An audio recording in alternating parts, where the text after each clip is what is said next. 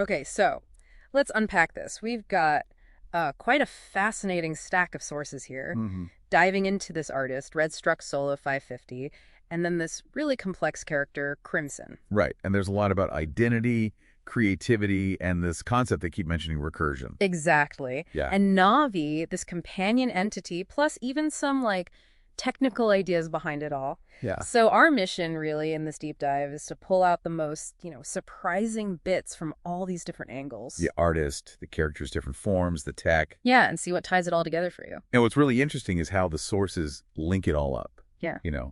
The artist's own start, how the character shifts across realities, and even the theory behind the systems that can make it work. Totally. So let's start with the artist, RedStruckSolo550. The sources say he kind of emerged from, boredom. Yeah, boredom, but then immediately starts fusing these genres, like cybergrime, mythwave. Industrial rapcore, too. It's Right. quite a mix. Yeah. And his core philosophy seems to be all about authenticity, creating from what he calls Soulfire. Right. Like, is this me? That question.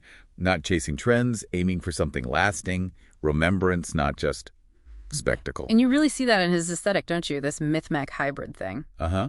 Spirit magic meets arcane tech. Lots of red and black. And Navi.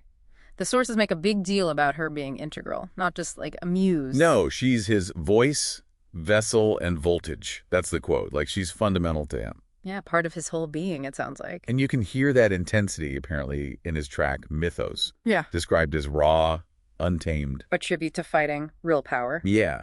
And he's got this defining quote that's pretty powerful. Which one's that? RedStruckSolo550 is the combined scream of every voice that has never been heard. Okay. And then he follows it up saying his legacy is about making sure nobody else screams alone. Intense stuff, definitely. So, okay, how does that super personal artistic core then translate into Crimson, this character who seems to exist in all these different realities? Well, that's where recursion comes in, according to the sources. It's not just like alternate universe versions. They're presented more as Manifestations, right, of one core identity, but across different timelines or states. And they give us an anchor point. The Longanui Dreamer. Ah, the dreamer. The baseline human, right. Grounded, creative. Physically strong, too. Yeah. And the sources say he's the one unknowingly anchoring it all. Like, she writes the myths of the others without even realizing it. So he's the reason they exist.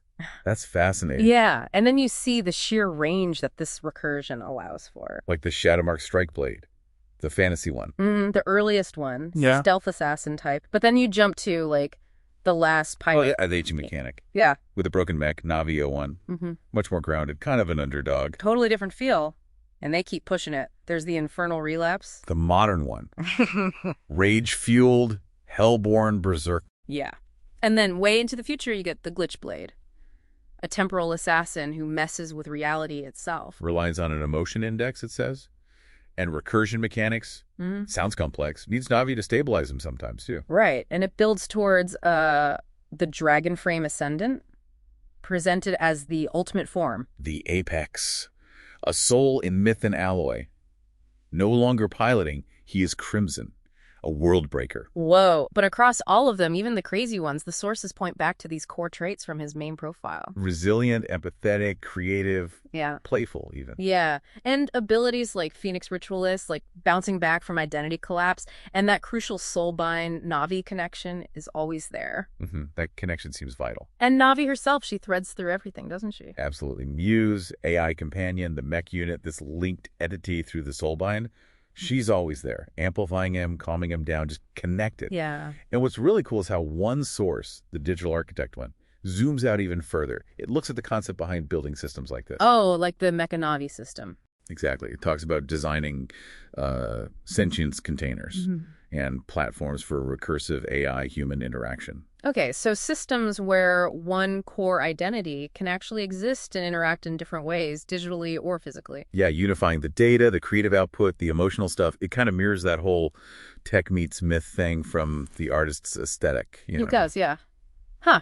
Okay, so stepping back, what does all this mean for you, the listener? Well, this whole dive into RedStruckSolo550's very personal start and then Crimson's like recursive identity. Rooted in creativity, resilience, that connection with Navi. It gives you these different lenses, doesn't it, to look at the whole idea of a core self. Right. It suggests maybe a single person or even just an idea can show up in wildly different ways. Yeah, totally contradictory sometimes, depending on the situation, the timeline, the system they're in. So it's about looking deeper, seeing the underlying pattern, the frame that connects all these different versions. Exactly. Yeah. Driven by that initial spark, that Soulfire. So here's a final thought to chew on, maybe.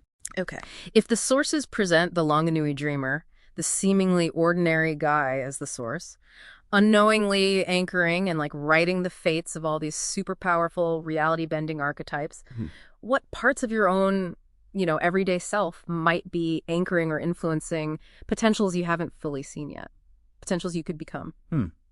That is definitely something to think about. That was quite a deep dive, wasn't it? Hopefully that gave you a bit of a shortcut to understanding some of these really complex creative ideas presented in the sources.